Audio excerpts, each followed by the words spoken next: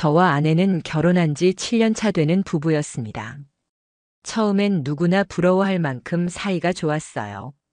집안 살림은 정리정돈이 깔끔한 아내가 맡고 저는 회사 일에 몰두하며 서로의 영역을 존중했죠.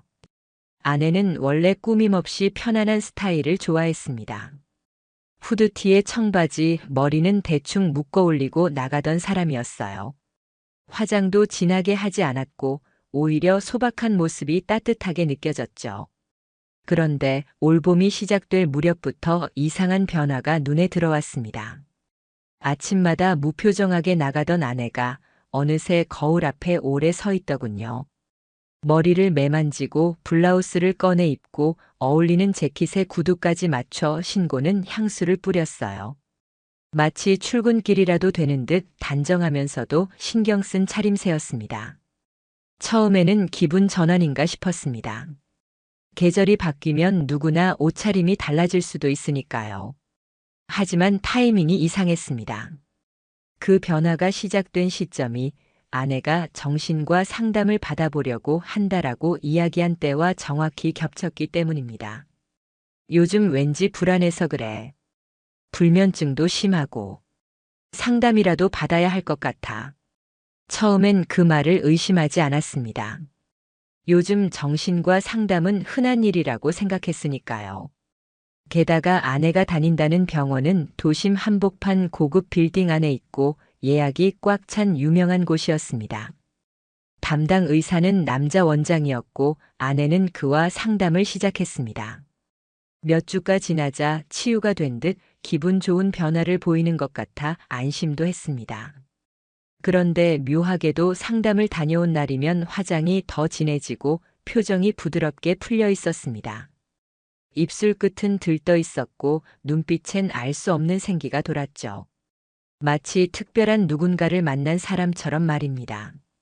그 무렵부터 아내의 귀가 시간이 이상하게 늘어나기 시작했습니다. 상담은 오후 3시라면서 항상 7시나 8시가 돼서야 돌아왔죠. 이유를 물으면 상담 끝나고 카페에서 책 좀 봤어라고 무심하게 답했습니다. 그런데 그 말투가 이상하게 가볍고 어찌 보면 준비된 듯한 뉘앙스가 느껴졌습니다. 그때부터 저는 달력을 꺼내 날짜와 시간을 적기 시작했습니다. 아내의 외출 시간, 복장, 화장, 귀가 시간, 말투까지 하나하나 기록했습니다. 처음엔 제 자신이 너무 예민한 건지 의심했습니다. 정신적인 문제로 힘든데 괜히 의심하는 건 아닐까 하는 죄책감이 들기도 했죠. 하지만 며칠이 지나지 않아 이상한 낌새들이 쌓여갔습니다. 그러던 어느 날 집 근처 마트에 장을 보러 갔다가 주차장에서 뜻밖의 장면을 봤습니다. 상담을 마치고 돌아오는 길로 보이는 아내가 어떤 남자와 함께 서 있었습니다. 그 남자는 말끔한 정장을 입었고 나이를 보니 아내가 이야기하던 바로 그 정신과 원장이었습니다. 두 사람은 차 옆에서 웃으며 이야기를 나누고 있었는데 거리가 너무 가까웠습니다. 환자와 의사의 관계로 보기엔 도저히 납득이 가지 않는 모습이었죠. 그날 밤 불안이 온몸을 휘감아 잠을 이루지 못했습니다. 눈을 감으면 주차장에서 본 장면이 계속 떠올랐습니다. 단순한 상담 그 이상이 아니라는 확신이 조금씩 고개를 들었죠. 결국 결심했습니다. 이게 단지 제 기분 탓인지 아니면 현실인지를 확인하기로 말입니다. 그 다음 주 날짜를 맞춰 회사에서 휴가를 내고 병원 근처로 향했습니다. 오후 3시 상담이라고 한 날이었죠. 병원 앞에는 아내가 있었습니다. 그런데 상담실로 들어가지 않고 원장과 함께 근처 고급 레스토랑으로 향하는 모습이 보였습니다. 그것도 점심이 훌쩍 지난 오후 4시예요. 멀리서 창문 너머로 본 두 사람은 마주 앉아 웃으며 식사를 하고 있었습니다. 목소리는 들리지 않아도 그 웃음은 명확하게 전해졌습니다. 즐기는 표정이라는 걸요. 그날 이후 단순한 의심은 확신으로 변했습니다. 증거로 남겨야겠다고 다짐했습니다. 사진, 영상, 카드 사용 내역, 위치 기록 모든 걸 차곡차곡 쌓기 시작했습니다. 당시에는 몰랐습니다. 이게 단순한 부정이 아니라 의사라는 타이틀 뒤에 숨은 오래된 방식의 불륜이라는 것을. 그날 이후 머릿속은 늘 뒤숭숭했습니다. 집안에서 아내의 발소리가 들릴 때마다, 대화하는 목소리를 들을 때마다 속이 뒤틀렸어요. 웃는 모습 하나하나가 전부 거짓말 같았고 아침에 나가는 뒷모습도 이제는 불편하게만 보였습니다. 그냥 두고 볼 수 없다는 생각이 점점 강해졌습니다. 그 다음 주 아내가 상담을 가는 날에 맞춰 행동을 시작했습니다. 평소보다 출근을 서두른 척하고 집을 먼저 나섰지만 사실 회사로 가지 않고 시내로 향했어요. 점심 무렵 병원 근처 카페 한 곳으로 들어갔습니다. 창가에서 병원 입구가 한눈에 보이는 뻥 뚫린 자리였습니다. 아내의 상담 예약 시간은 오후 3시라고 했지만 시계를 보니 2시 40분쯤이었어요. 그런데 병원 앞에서 보이는 익숙한 실루엣. 바로 아내였습니다. 혼자가 아니었죠. 옆에는 지난번 마트 주차장에서 봤던 말끔한 정장을 입은 중년 남자. 바로 아내가 정신과 원장이라고 말했던 그 사람이었습니다. 그런데 두 사람은 병원 안으로 들어가지 않았습니다. 건물 뒤편 주차장 쪽으로 슬그머니 걸어가더니 은색 수입차에 같이 올라탔습니다. 심장이 빠르게 뛰기 시작했어요. 손끝이 얼어붙은 것처럼 굳었지만 단 한순간도 눈을 떼지 않았습니다. 은색 차는 도심을 벗어나 강변 쪽으로 달렸고 고급 프랜차이즈 카페 앞에서 멈췄습니다. 유리창 너머로 보이는 두 사람은 마주 앉아 웃고 있었어요. 그 웃음 결혼 이후 아내 얼굴에서 한 번도 본 적 없는 들뜬 웃음이었습니다. 눈빛에서 설렘이 가득 묻어나왔죠. 그 순간 속이 부글부글 끓었습니다. 아무리 생각해도 상담이 아니었습니다. 그건 분명 불륜이었어요. 주머니 속 휴대전화를 꺼내 손이 떨리면서도 카메라 앱을 켰습니다. 셔터 소리가 카페 안에 울리지 않도록 조심하면서 촬영 시간을 기록에 남겼습니다. 그날 저녁 아내는 마치 아무 일도 없었다는 듯 돌아왔습니다. 환하게 웃으며 말했어요. 오늘 상담 정말 잘 됐어. 선생님이 좋은 조언 많이 주셨어. 그 말을 듣는 순간 온몸에 소름이 돋았습니다. 방금 몇 시간 전까지 제 눈앞에 보였던 장면이 있었기 때문이죠. 호텔이든 레스토랑이든 다른 곳에서 둘만의 시간을 보낸 게 분명했는데 이렇게 태연하게 거짓말을 하고 있었습니다. 그 후 행동은 더 치밀해졌습니다. 아내가 상담을 가는 날을 기준으로 휴가를 몰래 잡거나 외근을 핑계로 회사 밖으로 나왔습니다. 병원 주변뿐만 아니라 그 근처 카페와 레스토랑까지 동선을 살폈습니다. 이상하게도 상담이 길어지는 날이면 그 남자의 차가 항상 같은 자리에 주차돼 있었어요. 상담 시간은 50분이라는데 아내는 2시간에서 3시간 뒤에야 집에 왔습니다. 결정적인 건 휴대전화였습니다. 아내가 집에 없는 틈을 타 아이클라우드 동기화를 몰래 설정했어요.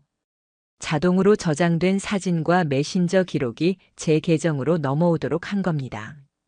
그렇게 몇 날 며칠을 지켜본 끝에 심장이 내려앉는 장면을 봤습니다. 메신저 기록 속에서 아내와 그 남자가 나눈 대화가 남아 있었어요. 오늘도 그 시간 너무 빨리 지나갔어요. 다음 주엔 더 오래 같이 있어요. 그 남자의 프로필 사진 속 배경에는 병원 진료실이 있었고 그의 이름이 적힌 명패가 선명하게 보였습니다. 제 눈앞이 뜨겁게 타오르는 것 같았습니다. 의사, 기혼, 그리고 제 아내와 불륜 관계. 퍼즐 조각처럼 모든 것들이 한순간에 맞춰졌습니다. 그날 밤 아내가 샤워하는 동안 병원 홈페이지를 켰습니다. 원장 소개란에 그의 경력과 가족 사항이 적혀 있었는데 배우자, 2자녀라는 문장이 눈에 들어왔습니다. 치밀어 오르는 분노를 참을 수 없었어요. 제 아내는 환자라는 이름 아래 기혼자인 의사와 몰래 시간을 보내고 있었던 겁니다. 다음 날부터는 증거 수집이 본격적으로 시작됐습니다. 사진, 영상, 메신저 기록, 통화 내역, 카드 결제 내역. 단 하나도 빠짐없이 챙겼습니다. 아내의 카드 내역에는 상담료 외에도 병원 근처 고급 레스토랑, 호텔 라운지에서의 결제가 반복적으로 찍혀 있었어요. 결제 시각과 병원 CCTV 운영 시간까지 기가 막히게 맞아떨어졌습니다. 결국 모든 자료를 들고 경험 많은 변호사를 찾아갔습니다. 이야기를 들은 변호사는 서류를 훑으며 말했어요. 정신과 의사와 환자의 관계라 도덕적으로, 법적으로 크게 불리합니다. 증거가 이 정도면 위자료도 많이 받을 수 있습니다. 그 말을 듣는 순간 확신이 들었습니다. 이건 단순한 배신이 아니라 철저하게 무너뜨려야 될 악질적인 파괴 행위라는 사실이요. 변호사와 만나고 돌아오는 길 머릿속은 이미 복수의 계획으로 가득 차 있었습니다. 여기서 멈추면 안 된다고 생각했어요. 지금까지의 증거만으로도 충분히 소송은 가능했지만 그 두 사람이 절대 빠져나갈 수 없을 만큼 빼박으로 박아버릴 결정적 장면을 잡아야 한다고 느꼈습니다. 그래서 며칠 동안 병원 주변을 샅샅이 훑었습니다. 건물 주차장 입구, 뒷골목, 옆 건물 옥상에서 내려다 보이는 거리, 심지어 맞은편 카페의 가장 안쪽 창가 자리까지 위치를 머릿속에 그렸습니다. 경비 아저씨와 인근 가게 주인들과도 얘기를 나누면서 은근슬쩍 정보를 흘렸습니다. 혹시 이 건물에 은색 독일차 타는 원장님 있다고 들었는데요 라고 묻자 다들 쉽게 차 번호와 주차 습관까지 알려줬습니다. 은색 독일 세단, 지하 2층 A 구역에 주차하는 게 습관이라더군요. 드디어 결정적인 날이 다가왔습니다. 아내의 상담일 오전부터 차량을 세워두고 대기했습니다. 두 손은 땀으로 젖고 심장은 귀 바로 옆에서 고동치는 것처럼 쿵쾅거렸습니다. 오후 2시 55분 아내가 병원으로 들어가는 모습이 보였습니다. 잠시 후 3시 상담이 시작될 시간. 그런데 3시 40분쯤 병원 뒷문이 열렸습니다. 거기서 나온 건 아내와 그 의사였습니다. 두 사람은 병원 정문이 아닌 뒷문을 조심스럽게 나와 바로 옆 골목에 세워둔 은색 세단 쪽으로 걸어갔습니다. 주변을 흘끗 살피며 타는 모습은 아무리 봐도 그냥 퇴근길이 아니었어요. 그 차를 몰아 좁기 시작했습니다. 강변로를 달려 도심 밖으로 나가더니 강가 옆 고급 레스토랑 앞에서 멈췄습니다. 유리창 너머로 본 장면은 분노를 한층 더 끌어올렸습니다. 두 사람은 마주 앉아 웃으며 식사 중이었고 아내의 눈빛은 완전히 풀려 있었습니다. 포크로 음식을 집어 상대의 접시에 놓아주기도 했죠. 그 모습은 결혼 생활 내내 단 한 번도 보여준 적 없는 애정 어린 모습이었습니다. 저도 모르게 숨이 막혔습니다. 손이 덜덜 떨렸지만 카메라 셔터를 연달아 눌렀습니다. 식사가 끝난 뒤 레스토랑을 나선 두 사람은 강가를 걸었습니다. 의사는 자연스럽게 아내의 어깨에 손을 올렸고 아내는 전혀 거부하지 않았습니다. 아니, 오히려 미소 지으며 그 손길을 받아주고 있었습니다. 방금 전까지 맛있게 식사하던 그들이 이제는 산책로에서 연인처럼 걷고 있는 모습이 증거로 프레임 안에 하나씩 갇혀갔습니다. 이쯤 되면 끝난 거라고 생각했는데 진짜 끝은 아직 아니었습니다. 다시 차에 타더니 한참을 달려 이번에는 한 호텔 지하 주차장으로 들어갔습니다. 순간적으로 머릿속이 하얘졌습니다. 하지만 감정에 휩싸일 때가 아니었죠. 호텔 이름, 입구 위치, 주변 CCTV 각도까지 바로 눈에 담았습니다. 호텔 건너편 카페로 들어가 자리를 잡았습니다. 시간이 참 잔인하게도 느리게 흘렀습니다. 커피는 식어버렸고 손톱은 이미 반쯤 뜯겨 있었습니다. 약 2시간 정도가 지났을 무렵 호텔 출입문이 열리고 두 사람이 나왔습니다. 아내의 머리는 어딘가 흐트러져 있었고 의사는 상의를 벗어 팔에 걸친 채 나왔습니다. 두 사람의 표정은 마치 아무 일도 없었다는 듯 차분해 보였지만 모든 게 눈앞에서 너무나도 명백했습니다. 그 장면을 연속으로 촬영했습니다. 자동차 번호판, 호텔 입구 CCTV 위치, 두 사람이 걷는 영상까지 완벽하게 담았습니다. 이 순간 이상하리만큼 감정이 사라졌습니다. 분노도 실망도 충격도 다 빠져나가고 오직 차가운 확신만 남았습니다. 이제 너희는 끝났다. 그 끝을 내가 만든다. 그날 밤 변호사에게 전화를 걸었습니다. 현장 사진과 영상 다 확보했습니다. 주차장 CCTV, 호텔 입구 CCTV, 차량 번호 모두요. 변호사는 웃으며 단호하게 말했죠. 이 정도면 저쪽은 도망가고 싶어도 못 도망칩니다. 다음 날 아침 계획대로 변호사 사무실로 향했습니다. 지난밤 늦게까지 한 장면도 빠뜨리지 않으려고 증거들을 정리하느라 눈이 충혈됐어요. 두꺼운 봉투 안엔 사진, 영상, 카드 내역, 통화 기록, 위치 기록, 그리고 호텔 주차장 출입 확인 요청서까지 전부 넣었습니다. 한 장 한 장 손으로 만질 때마다 부글부글 끓던 분노가 다시금 올라왔습니다. 이건 더 이상 부부 문제나 단순한 외도가 아니었습니다. 제 삶을 고의적으로 짓밟은 범죄와도 다름없었죠. 사무실에 도착하자 변호사는 꼼꼼하게 자료를 확인했습니다. 호텔 주차 기록과 차량 번호, CCTV 캡처를 내밀자 고개를 천천히 끄덕이며 말했어요. 이건 법정에서 100% 증거로 인정됩니다. 변명은 불가능합니다. 그 한마디에 온몸이 차갑게 식었습니다. 그 말이 주는 확신이 얼마나 단단히 가슴을 조이는지 직접 느껴졌습니다. 소장은 곧바로 작성됐습니다. 상간남 소송과 함께 이혼 소송을 동시에 진행하는 걸로 결정됐죠. 계약서에 사인하는 순간 손끝이 약간 떨렸지만 시선은 흔들리지 않았습니다. 이제 이 결혼은 끝났다는 사실이 머릿속에 새겨진 듯 굳어져 있었으니까요. 며칠 후 변호사에게서 연락이 왔습니다. 상간남 측에 내용 증명이 발송됐다는 소식이었어요. 그 순간 눈앞에 그 의사의 얼굴이 떠올랐습니다. 환자와 불륜을 저질렀다는 사실이 공식 기록에 박히는 순간 그의 인생이 송두리째 흔들릴 거라는 걸 생각하니 묘한 쾌감이 몰려왔습니다.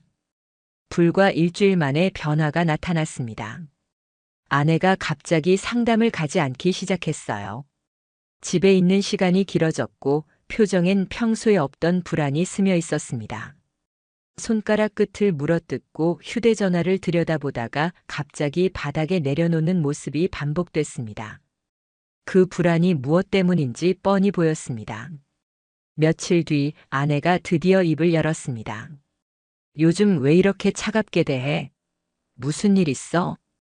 그 목소리는 불안과 초조가 뒤섞여 있었어요. 저는 담담하게 대답했습니다. 있지. 그리고 곧 알게 될 거야. 순간 아내의 눈빛이 미세하게 흔들렸습니다. 단번에 직감한 듯한 표정이었죠. 그날 저녁 변호사 전화를 받았습니다. 상간남 측 변호사에게서 연락이 왔습니다. 상대가 상당히 당황한 상태입니다.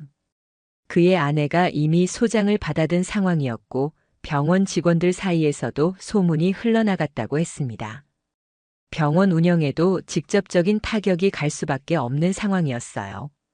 특히 환자와의 부적절한 관계는 의료계에서 치명적인 오점이었죠. 그리고 더 충격적인 소식이 들려왔습니다. 의사 쪽에서 합의를 원한다고 합니다. 조건이 조금 특이합니다. 그 조건은 자신의 불륜 사실이 병원 평판에 퍼지지 않도록 위자료를 전액 선불로 지급하겠다는 것이었습니다. 액수는 예상보다 훨씬 컸어요. 그만큼 본인의 사회적 지위를 지키고 싶은 마음이 간절하다는 걸 의미했습니다. 하지만 대답은 단칼에 잘랐습니다. 아니요. 합의 안 합니다. 끝까지 갑니다. 이건 돈의 문제가 아니었습니다. 책임의 문제였고 기록으로 남겨야 하는 일이었죠. 그 둘이 저를 속이고 제 가정을 짓밟은 대가를 반드시 사회와 법 앞에 드러내야 했습니다. 며칠 후 새로운 사실이 드러났습니다.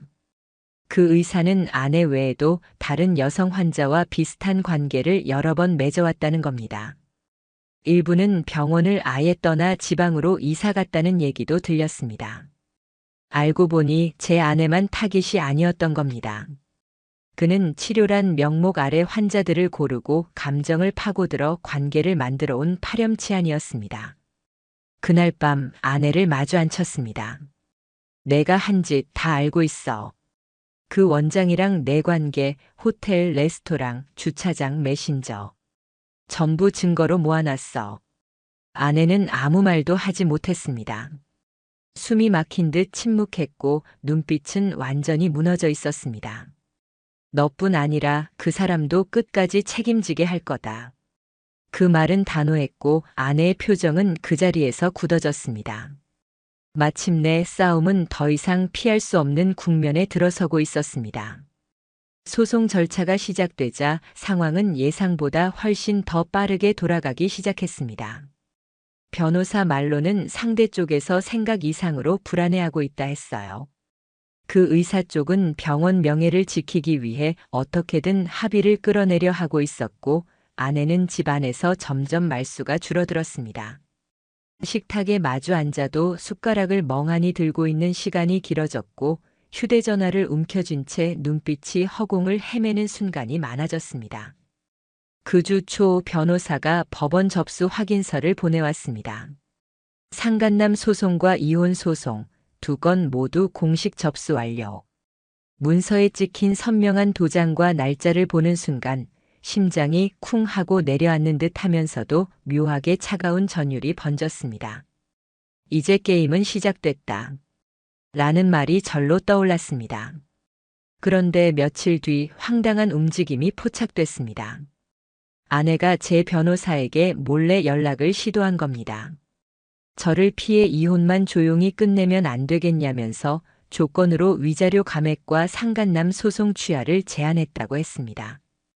변호사는 그 통화를 듣고 바로 제게 알렸습니다. 대답은 단 한마디였습니다.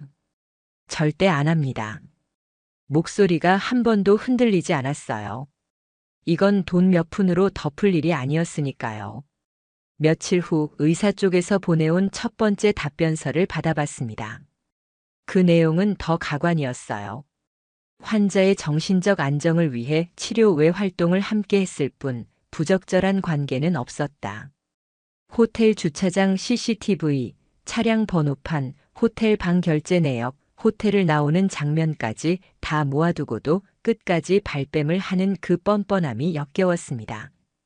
다음 재판 기일에는 병원 홍보팀과 직원 명단, 원장 가족까지 증인 신청하세요. 그리고 증거는 전부 제출합니다. 제가 단호하게 말하자 변호사는 짧게 웃으며 고개를 끄덕였습니다. 이 정도면 상대 쪽이 먼저 무너집니다. 법정 첫 기일 의사는 직접 나오지 않았습니다. 대신 변호사만이 서류를 낑낑 들고 나왔죠. 아내 역시 출석 의무가 없었지만 그날따라 법정 앞 대기실에 조용히 나타났습니다. 화장은 거의 지웠고 눈 밑에는 깊은 다크서클이 내려와 있었습니다. 저를 스쳐 지나가며 작게 한숨을 내쉬었지만 시선은 주지 않았습니다. 재판이 시작되자 판사는 제출된 증거를 하나씩 확인했습니다. 호텔 출입 기록과 차량 번호, 카드 결제 내역까지 또박또박 읽어 내려갔습니다. 그 과정에서 상대 변호사의 얼굴은 점점 굳어졌습니다. 다른 변명 따위 들어설 틈조차 없는 증거들이었죠. 재판이 끝난 뒤 변호사가 알려왔습니다. 상대 측이 제안한 합의금이 올랐습니다. 이 정도면 꽤 큰 액수입니다. 하지만 고개를 저었습니다. 돈이 아니라 기록으로 끝내야 해요. 판결문에 박혀야 합니다. 며칠 지나지 않아 의사 쪽에서 놀라운 행동을 했습니다. 병원 홈페이지에서 원장 소개란을 삭제했고 상담 예약을 전면 중단했습니다. 심지어 온라인 커뮤니티엔 그 병원 예약이 갑자기 전부 취소됐다는 글이 올라오기 시작했습니다. 일부 환자들이 이미 환불을 요구하고 있다고도 했습니다. 그가 그렇게 두려워하던 일이 현실로 번져가고 있었죠. 아내 역시 이상하게 변해갔습니다. 예전엔 하지 않던 집안일을 스스로 하려고 했고 식탁에서 밥을 먹으며 멍하니 있는 시간이 늘어갔습니다. 그 불안한 기색은 감출 수가 없어 보였습니다. 하지만 저는 그 어떤 감정도 느끼지 않았습니다. 그녀가 만든 상황이고 그녀가 선택한 길이었으니까요. 그리고 결정적인 소식이 들려왔습니다. 변호사에게서 온 긴급 메시지였어요. 의사 부인이 저희 쪽으로 직접 연락을 해왔습니다. 남편의 불륜을 인정했고 이혼 절차를 준비 중이라고 합니다. 그 순간 깨달았습니다. 이건 저 혼자만의 싸움이 아니었다는 걸. 그 의사 때문에 무너진 삶은 한 집안이 아니었던 겁니다. 그 사실이 이상하게도 차갑지만 묵직한 위로처럼 느껴졌습니다. 두 번째 기일이 다가온 날 아침부터 마음이 유난히 가라앉았습니다. 오늘이 사실상 승부가 갈리는 날이라는 걸 온몸이 알고 있었죠. 책상 위에는 이미 전날 밤까지 정리한 두꺼운 서류철이 놓여 있었고 그 안엔 호텔 출입 시각, 주차장 CCTV 캡처 차량 번호, 카드 결제 내역, 그리고 두 사람이 호텔에서 나오는 장면을 담은 영상까지 모두 들어 있었습니다. 증거 하나하나가 칼날 같았어요. 법원 대기실에 들어서니 이번엔 그 의사가 직접 나와 있었습니다. 말끔한 양복 차림이었지만 얼굴은 창백했고 눈빛은 여기저기를 불안하게 흔들고 있었어요. 손에 쥔 휴대전화를 몇 번이나 켰다 껐다 하면서 시선을 피했습니다. 구석 쪽에는 아내가 앉아 있었는데 그동안 화장을 진하게 하고 다니던 모습은 온데간데 없이 사라지고 창백한 얼굴에 다크서클이 깊게 내려앉아 있었습니다. 두 사람 사이에는 말 한마디 섞이지 않았고 눈도 마주치지 않았습니다. 예전 자동차 안에서 웃음을 주고받던 모습과는 천지 차이였죠. 재판이 시작되자 판사는 차분한 목소리로 증거를 확인했습니다. 제 변호사가 제출한 자료를 한 장씩 넘길 때마다 피고석 쪽 공기는 점점 무거워졌습니다. 이건 호텔 출입 시각이군요. 네, 주차장 CCTV 캡처입니다. 차량 번호와 시간대가 카드 결제 내역과 일치합니다. 판사의 손끝이 다음 장으로 넘어갔습니다. 호텔 로비 CCTV, 두 사람이 나란히 걸어 나오는 장면이 그대로 화면에 비쳤습니다. 그 순간 상대 변호사의 목소리가 눈에 띄게 작아졌어요. 그나마 마지막 발악을 하듯 의사 측 변호사가 입을 열었습니다. 피고는 해당 장면들이 치료 외 활동으로 오해받을 수 있다는 점은 인정하지만 부적절한 관계임을 부인합니다. 그 말이 끝나자마자 판사의 표정이 굳어졌습니다. 상담과 치료의 범주를 넘어선 행위가 반복적으로 있었음이 명백합니다. 더 이상의 변명은 설득력이 없습니다. 단호한 목소리에 법정 안공기가 멎은 듯 느껴졌습니다. 그 순간 의사의 얼굴은 완전히 굳었습니다. 입술을 꾹 깨물고 시선을 바닥에 떨어뜨린 채 움직이지 않았어요. 아내 역시 고개를 숙였지만 손가락이 미세하게 떨리고 있는 게 제자리에서도 보였습니다. 제 변호사는 종이에 짧게 메모를 써서 건넸습니다. 이 정도면 완승입니다. 고개를 천천히 끄덕이며 메모를 접어 넣었습니다. 그 말이 주는 차가운 확신이 오히려 가슴을 더 단단하게 만들었어요. 재판이 끝나고 복도로 나왔을 때 의사가 제 앞으로 다가왔습니다. 아주 낮은 목소리로 거의 애원하듯 말했어요. 제발 이 일 병원 밖으로는 퍼뜨리지 말아주세요. 그 말을 듣는 순간 비웃음이 절로 나왔습니다. 그건 당신이 선택할 수 있는 문제가 아니죠. 이미 판결문에 다 남을 겁니다.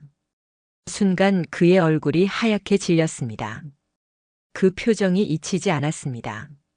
아내는 아무 말도 하지 않았습니다. 복도 끝에서 멀찍이 서 있다가 제가 법원 출입문을 지나 밖으로 나가자 반대 방향으로 고개를 돌리고 걸어갔습니다. 그 뒷모습을 보는 순간 이 사람과의 모든 관계가 머릿속에서 완전히 잘려나가는 느낌이 들었습니다. 며칠 뒤 판결문이 도착했습니다. 상간남인 의사에게 위자료 3천만 원 지급 판결, 그리고 병원과 의사 이름이 그대로 기록돼 있었습니다. 이혼 소송도 재청구가 전부 인용됐습니다. 그 결과 아내는 재산 분할 없이 집을 나가야 했고 의사는 의료계에 씻을 수 없는 오점을 남겼죠. 판결 소식이 전해진 후 의사의 병원은 곧 홈페이지가 폐쇄됐고 예약 전화도 받지 않는 상태가 됐다고 들었습니다. 지역 커뮤니티에는 환자를 상대로 한 의사 불륜 사건 이야기가 실명 없이 돌기 시작했고 댓글마다 분노와 비난이 쏟아졌습니다. 그가 그토록 두려워하던 일이 결국 그대로 현실이 된 겁니다. 아내는 이사간 주소를 남기지 않았습니다. 다만 변호사를 통해 미안하다는 단 한 줄짜리 문장을 전달했을 뿐입니다. 하지만 그 문장을 읽는 순간 마음은 단 한 점도 흔들리지 않았습니다. 이미 끝난 일이었고 되돌릴 가치조차 없는 일이었으니까요. 판결이 확정되고 한 달쯤 시간이 흘렀습니다. 그동안 세상이 어떻게 변했는지, 그리고 두 사람의 인생이 어떻게 무너져 내렸는지 하나하나 눈으로 확인할 수 있었어요. 먼저 그 의사. 판결문에 따라 위자료 3천만 원을 전액 지급해야 했고, 동시에 자기 아내와의 이혼 소송에도 휘말려 있었습니다. 그의 아내는 제가 제출했던 모든 증거를 그대로 복사해 변호사에게 제출했다 했습니다.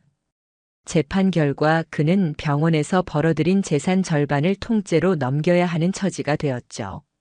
한때 환자를 진심으로 대하는 명의라고 불리던 사람의 명성은 하루아침에 산산조각이 났습니다. 병원은 사실상 문을 닫다시피 했습니다. 홈페이지는 접속이 되지 않았고 예약 전화는 계속 불통이었습니다.